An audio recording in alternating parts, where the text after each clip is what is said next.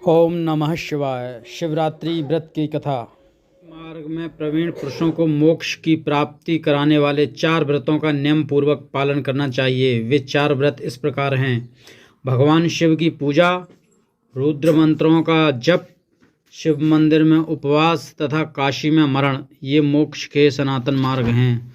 सोमवार की अष्टमी और कृष्ण पक्ष की चतुर्दशी, इन 2 तिथियों को उपवास व्रत रखा जाए तो वह भगवान शिव को संतुष्ट करने वाला होता है। इन चारों में शिवरात्रि का व्रत ही सबसे अधिक बलवान है। इसलिए भोग और मोक्ष रूपी फल की इच्छा रखने वाले लोगों को मुख्यतः उसी का पालन करना चाहिए। इस व्रत को छोड़कर दूसरा कोई मनुष्यों के लिए हितकारक व्रत नहीं है। यह व्रत सब के लिए धर्म का उत्तम साधन है। निष्काम अथवा सकाम भाव रखने वाले सभी मनुष्यों, वर्णों, आश्रमों, स्त्रियों, बालकों, दासों, दासियों तथा देवताओं आदि सभी देहधारियों के लिए यह श्रेष्ठ व्रत हितकारक बताया गया है। माघ मास के कृष्ण पक्ष में शिवरात्रि तिथि का विशेष महत्व बताया गया है। जिस दिन आधी रात के समय तक वह तिथि विद्यमान हो, उसी दिन उसे व्रत के लिए ग्रहण करना चाहिए। शिवरात्रि करोड़ों हत्याओं के पाप का नाश करने वाली है। केशव, उस दिन सवेरे से लेकर जो कार्य करना आवश्यक है उसे प्रसन्नता पूर्वक तुम्हें बता रहा हूँ, तुम ध्यान देकर सुनो। बुद्धिमान पुरुष सवेरे उठकर बड़े आनंद के साथ स्नान आदि नित्य कर्म करे, आलस्य को पास न आने दे, फिर शिवालय में जाकर शिवलिंग का विधिवत पूजन करके मुझ शिव को नमस्कार करने के पश्चात उत्तम रीति से संकल्प करे, मेरी जो पत्नी है उसकी भी क्या दशा होगी, अतः मुझे कुछ लेकर ही घर जाना चाहिए, अन्यथा नहीं। ऐसा सोचकर वह व्याध एक जलाशय के समीप पहुंचा और जहां पानी में उतरने का घाट था वहां जाकर खड़ा हो गया।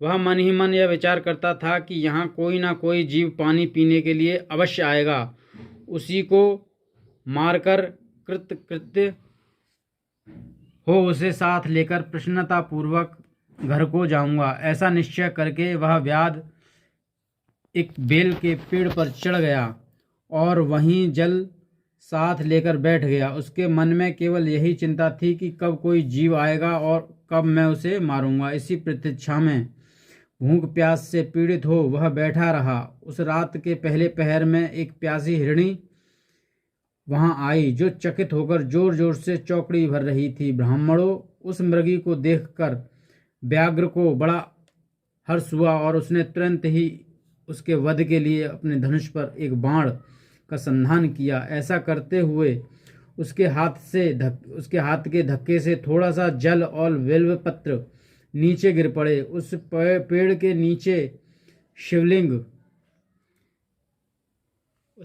नीचे एक शिवलिंग था। उक्त जल और बिलपत्र से शिव की प्रथम पहर की पूजा संपन्न हो गई। उस पूजा के महात्म्य से उस व्याघ्र का बहुत सा पातक तत्काल नष्ट हो गया। वहां होने वाली खड़खड़ाहट की आवाज को सुनकर हिरणी ने भय से ऊपर की ओर देखा। व्याघ्र को देखते ही वह व्याकुल हो गई और बोली। मृगी ने कहा, व्याध, तुम क्या करना चाहते हो? मेरे सामने सच सच बताओ। हिरणी की वह बात सुनकर व्याघ्र ने कहा, आज मेरे कुटुंब के लोग भूखे हैं, अतः तुमको मारकर उनकी भूख मिटाऊंगा, उन्हें तृप्त करूंगा।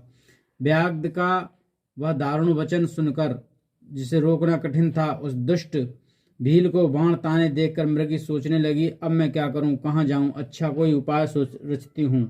ऐसा विचार कर उसने वहां इस प्रकार कहा। मृगी बोली, भील, मेरे मांस से तुमको सुख होगा। इस अनर्थकारी शरीर के लिए इससे अधिक महान पुण्य का कार्य और क्या हो सकता है। उपकार करने वाले प्राणी को इस लोक में जो पुण्य प्राप्त होता है उसका 100 वर्षों में भी वर्णन नहीं किया जा सकता। परंतु इस समय मेरे सब बच्चे मेरे आश्रय में ही हैं। मैं उन्हें अपनी बहन को अथवा स्वामी को सौंपकर लौट आऊंगी। वनेचर, तुम मेरी इस बात को मिथ्या ना समझो।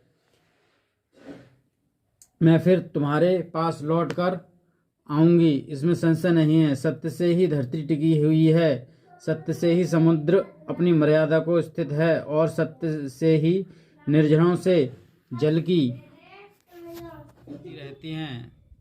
सत्य में ही सब कुछ स्थित है। सूत जी कहते हैं, मृगी के ऐसा कहने पर भी जब व्याध ने उसकी बात नहीं मानी, तब उसने अत्यंत विस्मित एवं भयभीत हो पुनः इस प्रकार कहना आरंभ किया।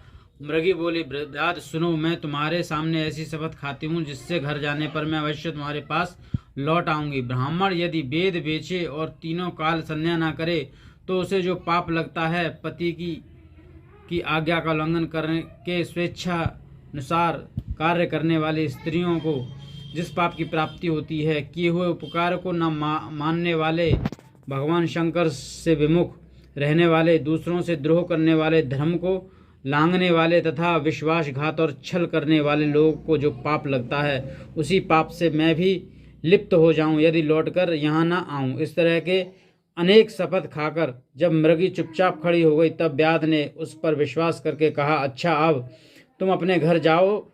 तब वह मृगी बड़े हर्ष के साथ पानी पीकर अपने आश्रम मंडल में गई। इतने में ही रात का वह पहला पहर व्याध के जागते ही जागते बीत गया। तब उस हिरणी की बहन दूसरी मृगी, जिसका पहली ने स्मरण किया था, उसी की राह देखती हुई जल पीने के लिए वहां आ गई। उसे देखकर भील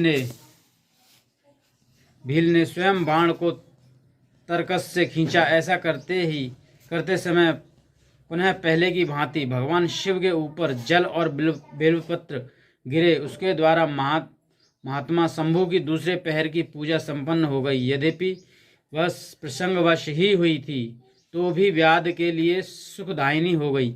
मृगी ने उसे बाण खींचते देख पूछा, वनेचर यह क्या करते हो? व्याघ्र ने पूर्ववत उत्तर दिया, मैं अपने भूखे कुटुंब को तृप्त करने के लिए तुझे मारूंगा। यह सुनकर वह मृगी बोली। मृगी ने कहा, व्याध मेरी बात सुनो, मैं धन्य हूँ, मेरा देह धारण सफल हो गया, क्योंकि इस अनित्य शरीर के द्वारा उपकार होगा, परंतु मेरे छोटे छोटे बच्चे घर में हैं, अतः मैं एक बार जाकर उन्हें अपने स्वामी को सौंप दूं, फिर तुम्हारे पास लौट आऊंगी। व्याध बोला, तुम्हारी बात पर मुझे विश्वास नहीं है, मैं तुझे मारूंगा, इसमें संशय नहीं। यह सुनकर वह हिरणी भगवान विष्णु की शपथ खाते हुए बोली, व्याघ्र जो कुछ मैं कहती हूँ उसे सुनो। यदि मैं लौटकर ना आऊँ तो अपना सारा पुण्य हार जाऊँ, क्योंकि जो वचन देकर उससे पलट जाता है वह अपने पुण्य को हार जाता है। जो पुरुष अपनी विवाहिता स्त्री को त्याग कर दूसरी के पास जाता है, वैदिक धर्म का उल्लंघन करके कपोल कल्पित धर्म पर चलता है, भगवान विष्णु का भक्त होकर शिव की निंदा करता है, माता पिता की निधन तिथि को श्राद्ध आदि न करके उसे सूना बिता देता है, तथा मन में संताप का अनुभव करके अपने दिए हुए वचन को पूरा करता है, ऐसे लोगों को जो पाप लगता है वह मुझे भी लगे यदि मैं लौटकर ना आऊं तो। सूत जी कहते हैं, उसके ऐसा कहने पर व्याध ने उस मृगी से कहा, जाओ मृगी।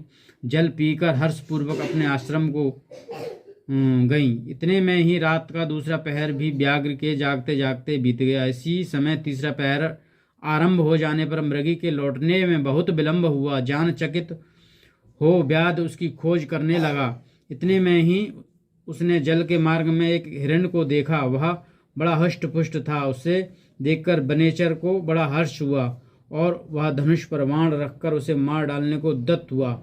ऐसा करते समय उसके प्रारब्ध कुछ जल और बिल्वपत्र शिवलिंग पर गिरे।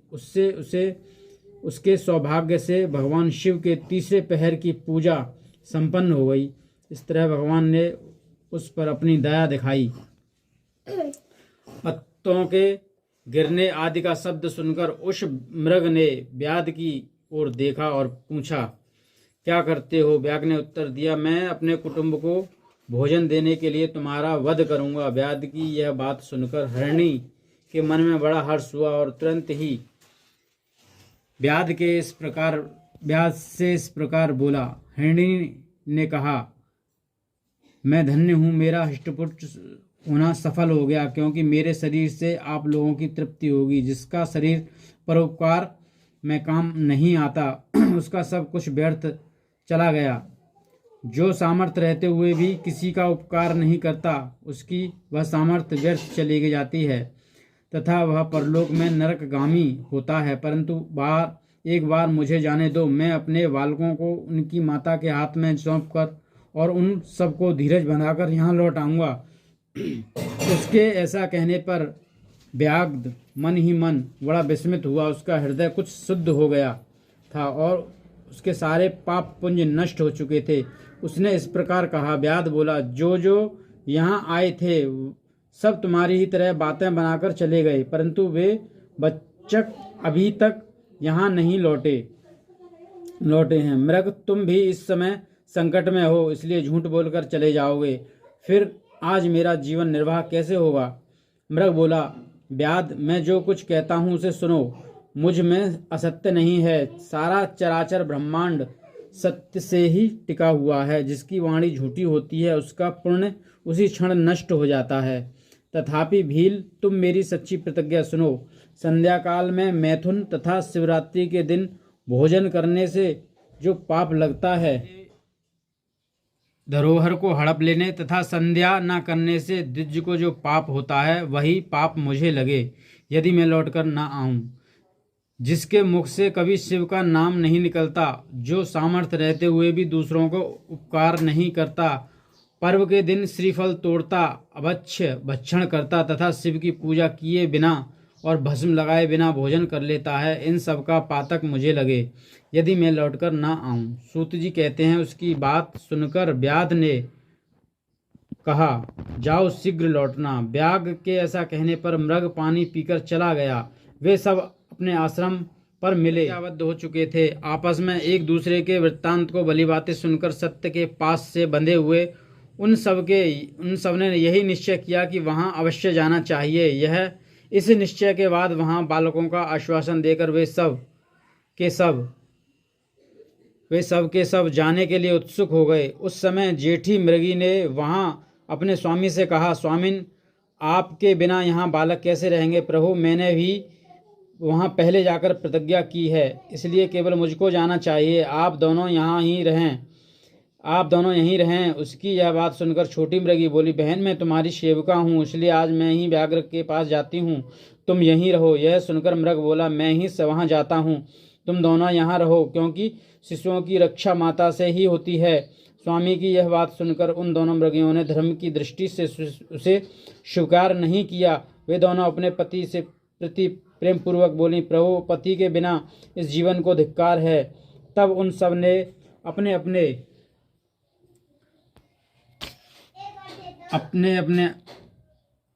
आदरणीय हैं को सांत्वना देकर उन्हें पड़ोसियों के हाथ में सौंप दिया और स्वयं शीघ्र ही उस स्थान को प्रस्थान किया जहां वह व्याघ्र शिरोमणि उसकी प्रतीक्षा में बैठा था। उन्हें जाते देख उनके वे सब बच्चे भी पीछे पीछे चले आए। उन्होंने यह निश्चय कर लिया था कि इन माता पिता की जो गति होगी वही हमारी भी हो। उन सबको एक साथ आया देख व्याघ्र को बड़ा हर्ष हुआ। उसने धनुष पर बाण रखा। उस समय पुनः जल और बिल्वपत्र शिव के ऊपर गिरे। उससे शिव की चौथे पहर की शुभ पूजा भी समाप्त हो गई। उस समय व्याघ्र का सारा पाप तत्काल भस्म हो गया। इतने में ही दोनों मृगियां और मृग बोल उठे, व्याघ्र शिरोमणि, शीघ्र कृपा करे, हमारे शरीर को सार्थक करो। उनकी यह बात सुनकर व्याघ्र को बड़ा विस्मय हुआ। शिव पूजा के प्रभाव से उसको दुर्लभ ज्ञान प्राप्त हो गया। उसने सोचा, ये मृग ज्ञानहीन पशु होने पर भी धन्य हैं, सर्वथा आदरणीय हैं, क्योंकि अपने शरीर से ही परोपकार में लगे हुए हैं। मैंने इस समय मनुष्य जन्म पाकर भी किस पुरुषार्थ का साधन किया? दूसरों के शरीर को पीड़ा देकर अपने शरीर को पोसा है। प्रतिदिन अनेक प्रकार के पाप करके अपने कुटुंब का पालन किया है। हाय, ऐसे पाप करके मेरी क्या गति होगी, अथवा मैं किस गति को प्राप्त होऊंगा? मैंने जन्म से लेकर अब तक जो पाप किया है उसका इस समय मुझे स्मरण हो रहा है। मेरे जीवन को धिक्कार है। इस प्रकार ज्ञान संपन्न होकर व्याध अपने बाण को रोक लिया और कहा, श्रेष्ठ मृगो, तुम जाओ, तुम्हारा जीवन धन्य है।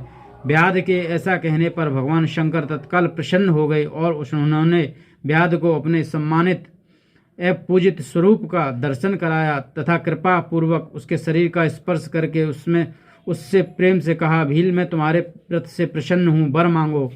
व्याध भी भगवान शिव के उस रूप को देखकर तत्काल जीवन मुक्त हो गया और मैंने सब कुछ पा लिया, यूँ कहता हुआ उनके चरणों के आगे गिर पड़ा। उससे इस भाव को देखकर भगवान शिव भी मन ही मन बड़े प्रसन्न हुए और उसे गुह नाम देकर कृपा दृष्टि से देखते हुए उन्होंने उसे दिव्य वर दिए। शिव बोले, व्याध सुनो, आज से तुम शृंगवेरपुर में उत्तम राजधानी का आश्रय ले दिव्य भोगों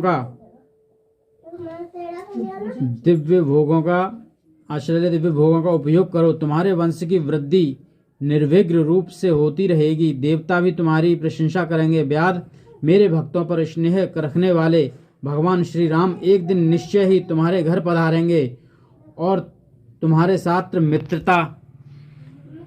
मित्रता करेंगे। तुम मेरी सेवा में मन लगाकर दुर्लभ मोक्ष पा जाओगे। और वही यह व्याध था जिसमें भगवान राम आए थे और उन्होंने उस निषाद राज से मित्रता की थी और वही निषाद राज का जन्म पाकर के वो धन्य हो गए। इसी समय वे सब मृग भगवान शंकर का दर्शन और प्रणाम करके मृग योनियों से मुक्त हो गए तथा दिव्य देहधारी हो ब्राज विमान पर बैठकर शिव के दर्शन मात्र से शाप मुक्त हो दिव्य धाम चले गए। तब से अर्बुद पर्वत पर भगवान शिव व्याधेश्वर के नाम से प्रसिद्ध हुए, जो दर्शन और पूजन करने पर तत्काल भोग और मोक्ष प्रदान करने वाले हैं। महर्षियों, वह व्याध भी उस दिन से दिव्य भोगों का उपभोग करता हुआ अपनी राजधानी में रहने लगा। उसने भगवान श्री राम की कृपा पाकर शिव का सायुज्य प्राप्त कर लिया। अनजान में भी इस व्रत का अनुष्ठान करने से उसको सायुज्य मोक्ष मिल गया। फिर जो भक्ति भाव से संपन्न होकर इस व्रत को करते हैं वे शिव का शुभ सायुज्य प्राप्त कर लें। इसके लिए तो कहना ही क्या। संपूर्ण शास्त्रों तथा अनेक प्रकार के धर्मों के विषय में भली भांति विचार करके इस शिवरात्रि व्रत को सबसे उत्तम बताया गया है। इस लोक में जो नाना प्रकार के व्रत, विविध तीर्थ, भांति के विचित्र दान, अनेक प्रकार के यज्ञ, तरह तरह के तथा बहुत से जप हैं, वे सब इस शिवरात्रि व्रत की समानता नहीं कर सकते। इसलिए अपना हित चाहने वाले मनुष्यों को इस शुभतर व्रत का अवश्य पालन करना चाहिए। यह शिवरात्रि व्रत दिव्य है, इससे सदा भोग और मोक्ष की प्राप्ति होती है। महर्षियों, यह शुभ शिवरात्रि व्रत व्रतराज के नाम से विख्यात है। इसके विषय में सब बातें मैंने तुम्हें बता दी। अब और क्या सुनना चाहते हो?